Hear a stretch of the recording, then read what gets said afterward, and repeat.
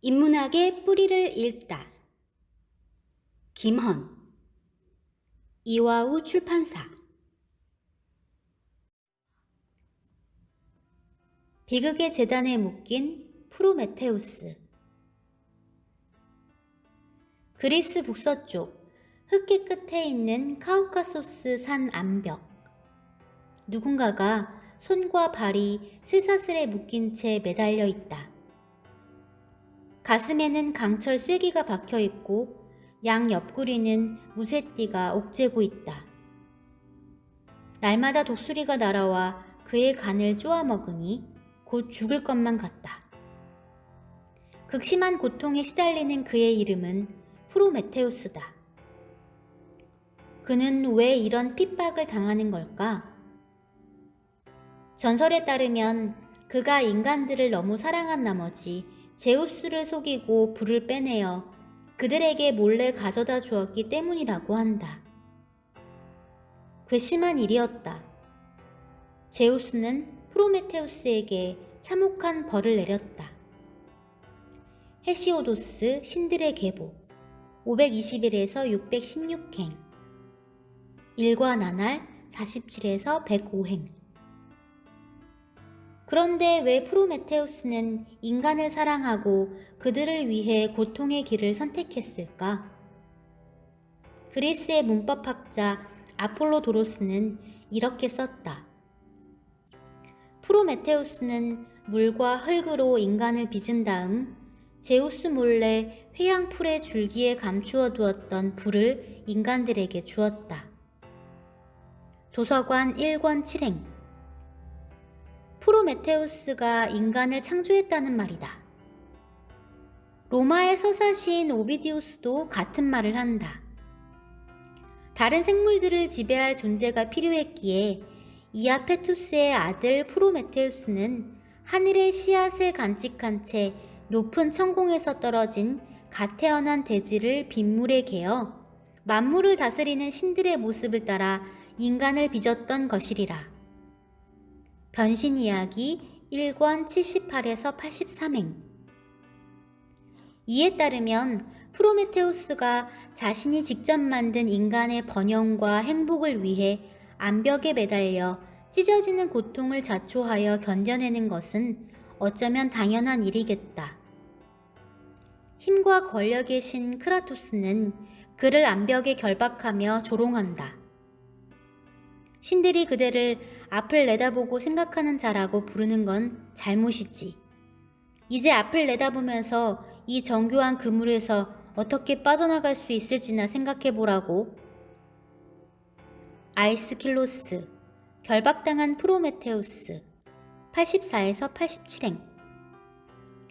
그러나 프로메테우스는 그 이름 그대로 자신의 운명은 물론 제우스조차도 모르고 있는 제우스의 운명을 내다보고 있었다. 제우스는 어떤 고문으로도 어떤 계략으로도 나를 움직여 내가 알고 있는 비밀을 말하게 할 순 없다. 그가 이 치욕스러운 사슬에서 나를 풀어주기 전에는. 989에서 991행. 강력한 패권으로 세계를 지배하던 제우스도 앞을 내다볼 줄 아는 프로메테우스의 예지 앞에서는 속수무책이었고 안절부절 못했다. 아이스킬로스는 프로메테우스를 인간 구원자의 모습으로 비극의 무대 위에 우뚝 세워놓았다. 연약한 인간을 위해 제우스의 거대한 권력에 저항하여 고통으로 찢기는 프로메테우스를 마치 엄숙한 제사장이 되어 희생 제물을 바치듯이. 그런데 비극으로 새기는 그리스말 트라고디아는 뜻밖의 뜻을 가지고 있다. 염소의 노래란다. 도대체 왜 비극이 염소의 노래란 말인가? 여러 가지 해석이 있지만 비극이 염소를 제물로 바치며 부르던 노래와 관련이 깊기 때문이라는 말이 솔깃하다. 염소가 디오니소스 신과 가장 관련이 깊은 동물이어서 비극은 디오니소스 신을 경배하는 의식과 깊게 맺어져 있다. 실제로 아리스토텔레스는 비극이 합창 서정시 가운데 디오니소스 신을 찬양하는 뒤티람보스에서 비롯되었다고 한다. 시학 제4장.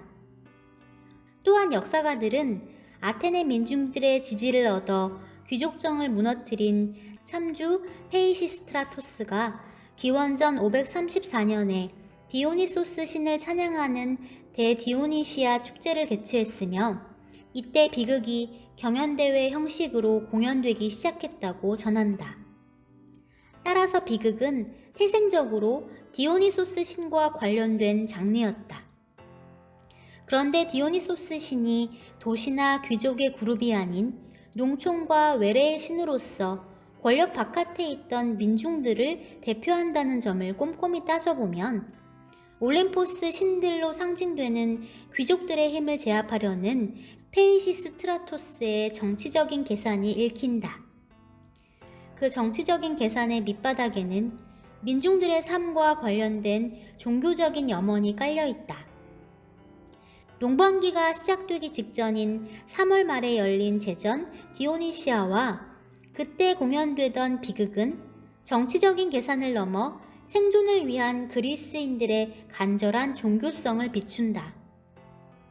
옛 그리스에서 비극은 우리가 오페라나 연극, 영화와 드라마를 즐기는 것과 같이 단순한 엔터테인먼트만은 아니었다. 그것은 본래 종교적이었다.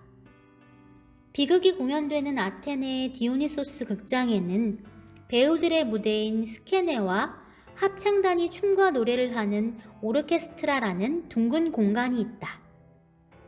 그 둥근 공간은 관람석과 스케네 사이, 즉 극장의 중심에 있고 한가운데는 제단의 흔적이 있다. 극장 중앙에 제단이 있었다는 말은 극장이 극장만은 아니었다는 뜻이다. 극장은 제사를 지내는 성소였던 셈이다. 따라서 비극은 제사의 일부였거나 연장, 어쩌면 제사 그 자체였을지도 모른다. 그리스 사람들에게 왜 비극이 있었는가 하고 묻는다면 비극의 제의적인 의미를 통해 대답이 가능할 것이다. 앞서 보았던 프로메테우스와는 달리 인간은 아무리 똑똑해도 한 치 앞을 내다볼 수 없다. 미래뿐만이 아니다. 과거의 일에 대해서도 왜 그런 일이 일어났는지 근본적인 원인과 이유를 정확하게 모른다. 사람들 사이에 무수한 추측과 논쟁이 있을 뿐이다. 논란의 소용돌이 속에서 쉽게 결론을 내리지 못할 때 사람들은 초월적인 어떤 힘을 그리며 그 초월적인 존재의 전지전능함 앞에 엎드려 지혜와 은총과 자비를 구한다. 독일의 유물론 철학자 포이어바흐는 종교의 본질을 이렇게 설명했다. 무한함과 전지전능함을 그려낼 줄 아는 상상력 때문에 인간은 머릿속에서 신을 빚어냈고 그것을 자기 바깥으로 내보내 높이 띄워 초월적인 존재로 실체화시킨 뒤 그 앞에서 한없이 낮아져 무릎을 꿇게 된 것이라고. 기독교의 본질, 종교의 본질. 그리스 사람들은 농사를 시작하기 전에 농사와 수확, 포도와 술의 신인 디오니소스와 다른 여러 신을 위해 제단을 쌓고 제주를 뿌리고 흠없는 짐승을 골라 정성껏 각을 뜨고 태워 향기와 연기를 하늘로 올려보냈다. 정성스러운 제사를 신들이 흠향하면 기꺼이 자신들을 보호하고 복을 내릴 것이라 안심하기 위해서였다. 또한 그들은 삶의 터전과 자신의 마음속에 있는 더러운 기운을 깨끗하게 정화해야 신들의 노여움을 피할 수 있다고 믿었다. 정성껏 준비한 제물은 한갓 짐승이 아니었다. 그것은 불결하고 추악한 본성과 행위 때문에 죽어야 할 나 대신에 죽는 또 다른 나였다. 따라서 짐승 속에 나를 얼마나 집어넣고 내가 제물이 되어 죽고 태워지면서 제의에 얼마나 몰입하느냐가 매우 중요했다. 제사와 비극은 서로 다른 것이 아니었다. 비극은 제의의 진화된 형태였다. 오르케스트라에선 지휘자의 지휘에 따라 합창이 울려 퍼지고 합창 사이사이로 배우들이 등장인물의 행위를 재현한다. 무대에서 펼쳐지는 비극적인 사건은 연민과 공포를 일으키며 관객들을 압도하고, 관객들은 배우들이 재현하는 인물에 자신의 감정을 옮겨 넣으며 행위와 사건에 몰입한다. 주인공과 함께 고통당하고 피를 흘리며 죽기까지 한다.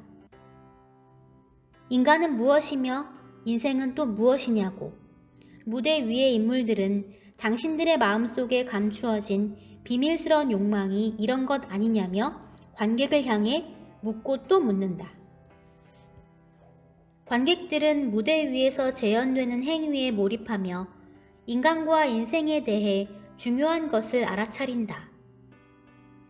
폭력적인 권력에 저항하는 프로메테우스와 함께 찢기고 고통스러워하며 남편의 배신에 치를 떠는 메데이아와 함께 자식들을 죽이며 끔찍한 복수극을 감행한다. 딸을 죽인 남편을 도끼로 쳐 죽이는 클리타임네스트라와 함께 울부짖으며 아버지를 죽인 어머니 클리타임네스트라를 오레스테스 엘렉트라 남매와 함께 죽이고 괴로워한다. 마치 추악한 나 대신 염소를 죽이며 신들에게 제사를 드리듯 주인공을 죽이고 박해하면서 또 그와 함께 죽고 고통당하는 정화를 체험하며 비극을 거행하는 것이다. 카타르시스, 정화의 의식, 그것은 비극의 제의적인 의미였다. 종교가 품격을 갖추기 위해서는 세속적인 욕망을 채우려는 기복신앙에서 벗어나야 한다. 초월적인 존재 앞에서 나약한 자신을 비추어 보고 겸허하게 삶의 참된 의미를 숙고할 때 종교는 미신과 구별된다. 그리스의 비극도 마찬가지다. 단순히 한 해의 농사가 성공하기만을 비는 생존의 절실함에서 시작했지만 거기에서 그치지 않았다. 인간의 본성이 무엇인지, 그런 인간이 살아내야만 하는 인생이 도대체 무엇인가를 묻는 철학적인 반성을 담아냈기에 그리스 비극은 고유한 품격과 보편적인 가치를 획득하며 숭고한 장르로서 거듭난 것이 아니겠는가?